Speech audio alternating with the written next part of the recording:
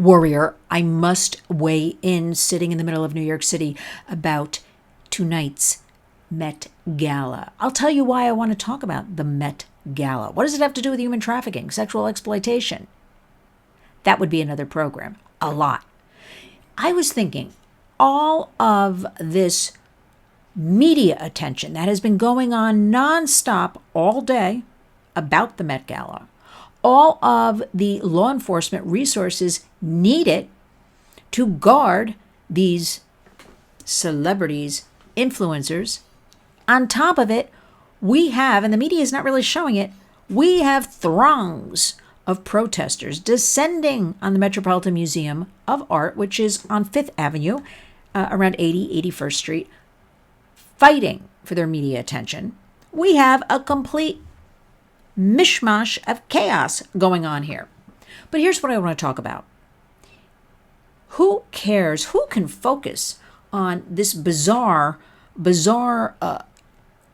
event that only people who are part of it, like an Anna Wintour, Vogue magazine, she's the editor of Vogue magazine, only they care about, and these people walking in with these bizarro outfits for the most part, at a time like this when we have so many problems happening in the United States. Doesn't it seem like, and I have to tell you, I was at one time a fan of the Met Gala. It was the event in New York. It was exciting. There were parties surrounding it. It was just a New York kind of event. But fast forward, I have no interest in anything with everything else going on. If we could put all of these resources and this kind of media attention and perhaps get some of these influencers and celebrities, their words, not mine, to put the message on human trafficking, slavery, sexual exploitation, online, digital safety, for our kids. Wouldn't that be terrific? But then again, like I told my husband recently, if we solve any of these problems, and this goes for a lot of problems, a lot of people would be out of business. So we're not going to get rid of human trafficking, sexual exploitation. I've heard stories about what goes on in New York City during the Met Gala. Now, again, I don't have proof. I have not seen things with my own eyes, so I don't think it's fair to repeat things. I have just heard a lot of horrible things. So I want to know none of this is of any importance. But what is important is May is Mental Health Awareness Month. We know that 1 in 6 children ages 6 to 17 will suffer in 1 year some sort of mental disorder, disruption, whether it's anxiety, depression, isolation. We've got gaming addictions, internet addictions, all of that going on. We know there's never enough resources. We know people don't understand the indicators of all this. I'm going to suggest that this is where we put our focus, not on the Met Gala. But I have to bring it up because all of a sudden it looks to me, I'm getting these press releases one after the other. It's beginning. This one marched up the steps of the Met. When you go up to the Metropolitan Museum, it's a big staircase in the front. And this one in her gown, and that one's posing. And did this one have a facelift? And I'm thinking, with everything we have going on, we have open borders. We have women and girls, boys and men too, but mostly women and girls, being forced. They think they're coming here for a better life. They're being trafficked.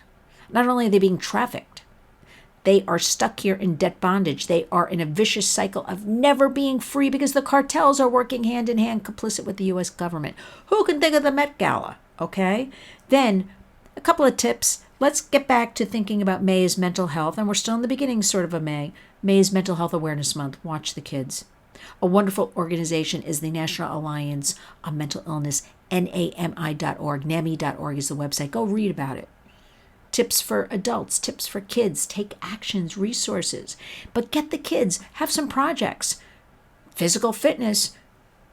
No surprise here, the New York Times just published an article that physical fitness helps kids with their mental health.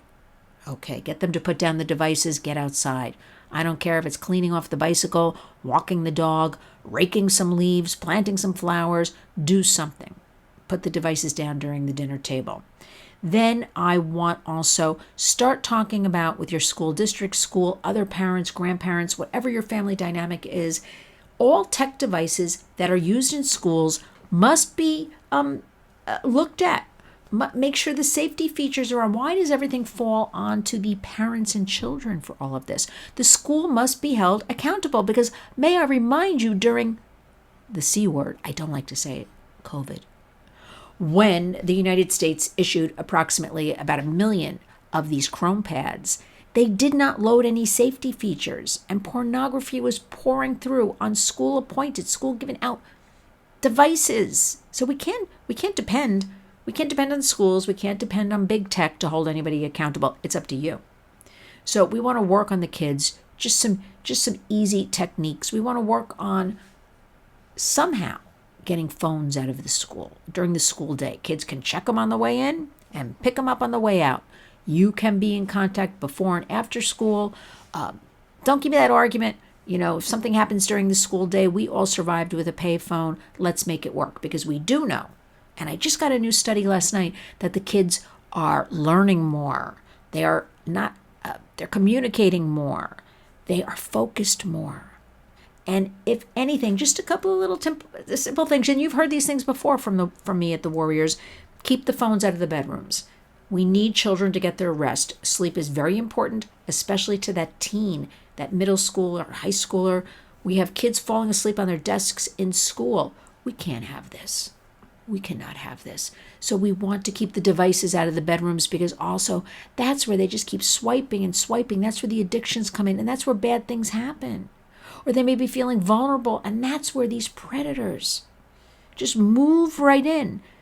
They're all over the place. Remember, do you know what your children are doing online? Because the predators do. So Met Gala, it's a joke. We need those resources. We need that attention. Can you imagine the Metropolitan Museum and Vogue magazine coming together to throw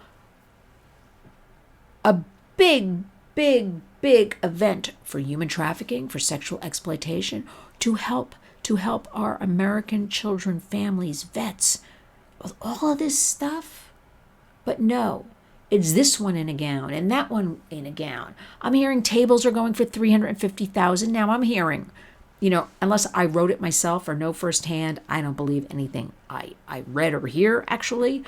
Nobody's paying $350,000. I also heard people go up the red carpet, up the steps, they pose for their pictures, they go out the back door. It's supposed to be a dinner is served and things like that. I'm done with this. Met Gala. We have serious concerns going on. Again, May is Mental Health Awareness Month. Know the indicators. Know what's going on with our kids. Open and honest discussion. Go to NAMI.org. Read about it. Lots of free resources. Always go to lynswarriors.org. We're here to help you. Email me, lynn@lynswarriors.org. Help us fight what our government, what our schools, what people don't want us to win at. And that is protecting. The bottom line is protecting our innocent and precious children, our future adults, our future leaders. I can't believe I have to sit here and tell you about all this, because a lot of people aren't talking about it. Met Gala. But you know what? The Warriors, please subscribe to our channel. We need you to share these videos, share information. If we can get one person a day or help one child, that is our goal at the Warriors, to empower you, to engage you, to educate you. So join us. Think about the kids. Remember, community creates change each and every day. Go out and be a warrior.